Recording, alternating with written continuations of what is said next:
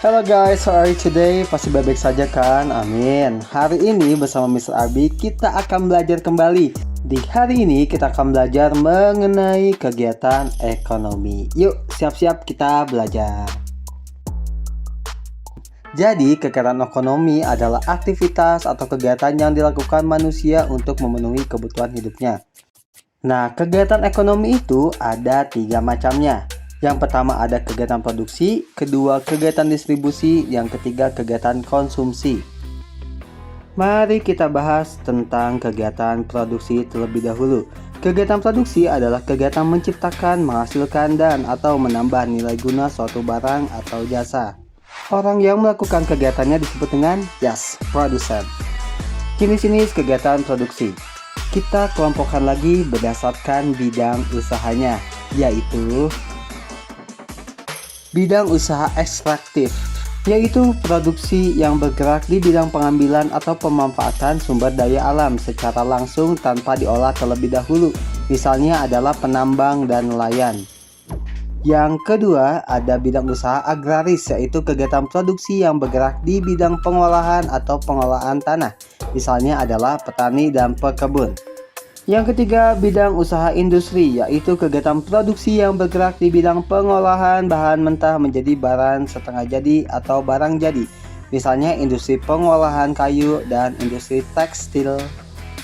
Yang keempat, ada bidang usaha perdagangan, yaitu kegiatan produksi yang bersifat menambah nilai guna suatu barang dengan cara menjual barang dari produsen ke konsumen, contohnya pedagang di pasar.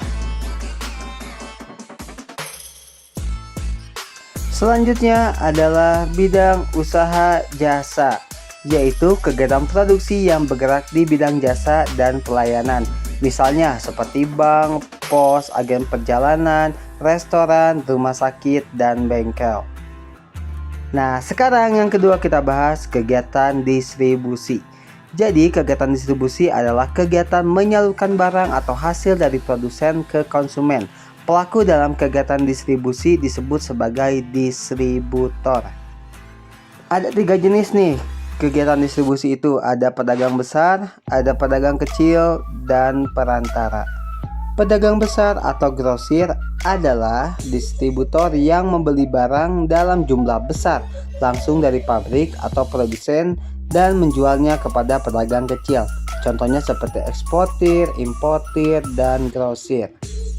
Yang kedua, pedagang kecil merupakan distributor yang membeli barang dalam jumlah tertentu dari pedagang besar dan menjualnya kembali kepada konsumen secara eceran. Contohnya itu ada pedagang asongan, ada warung, ada kios, dan lain-lain. Nah, sekarang nih yang ketiga ada perantara. Perantara merupakan distributor yang mempertemukan penjual dengan pembeli dan tidak bertanggung jawab kepada kondisi barang yang diperjualbelikan. Contohnya ada agen dan pengirim paket. Yang ketiga ada kegiatan konsumsi. Jadi, kegiatan konsumsi adalah kegiatan menghabiskan atau mengurangi nilai guna barang untuk memenuhi kebutuhan. Dan konsumen adalah orang yang melakukan kegiatan tersebut.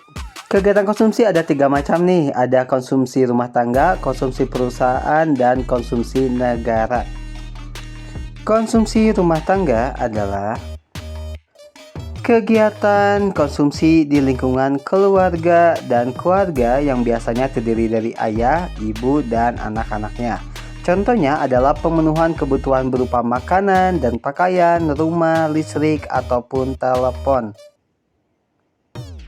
Yang kedua, ada konsumsi perusahaan, yaitu perusahaan bukan hanya melakukan kegiatan produksi, akan tetapi juga melakukan kegiatan konsumsi yang ditujukan ketika menggunakan bahan baku atau bahan mentah pada saat proses produksi.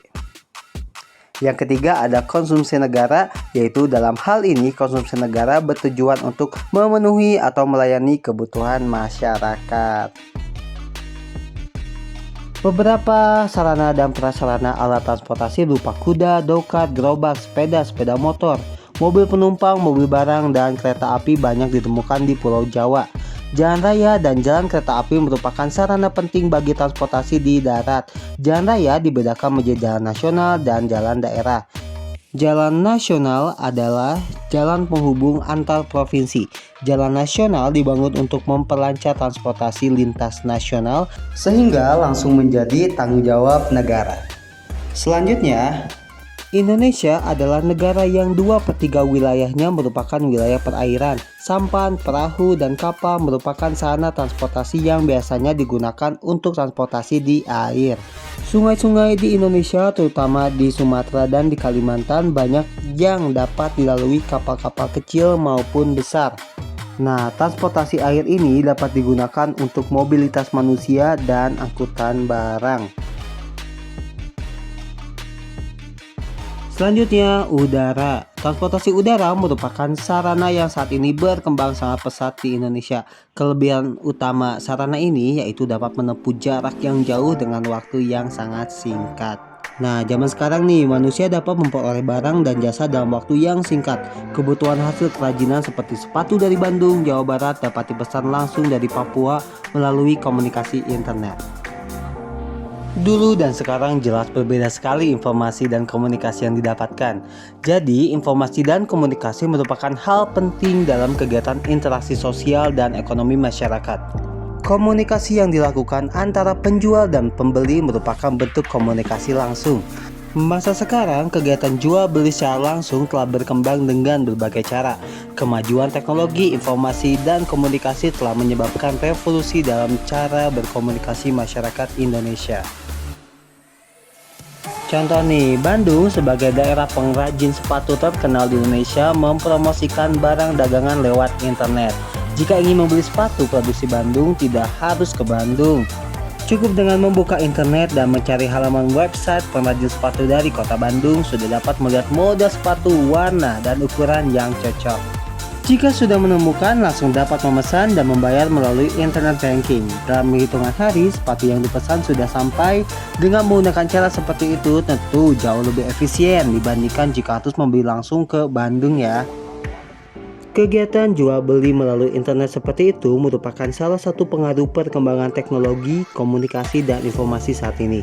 Perkembangan teknologi, komunikasi, dan informasi saat ini telah memperpendek jarak dan mempercepat waktu dalam kegiatan masyarakat. Jual beli pada masa lalu dilakukan secara langsung, saat ini dapat dilakukan melalui berbagai media internet. Namun demikian, pasti ada perubahan negatif dalam kehidupan masyarakat dan pengaruh positifnya juga. Jadi itu tergantung masyarakat untuk memfilter mana yang baik dan mana yang buruk dalam kegiatan ekonomi zaman sekarang. Cukup sekian pembelajaran hari ini. Pokoknya rajin belajar terus. Jangan lupa baca modulnya lebih lengkap di sana. Jaga kesehatan selalu. See you on the next video. Mas Abi pamit ya.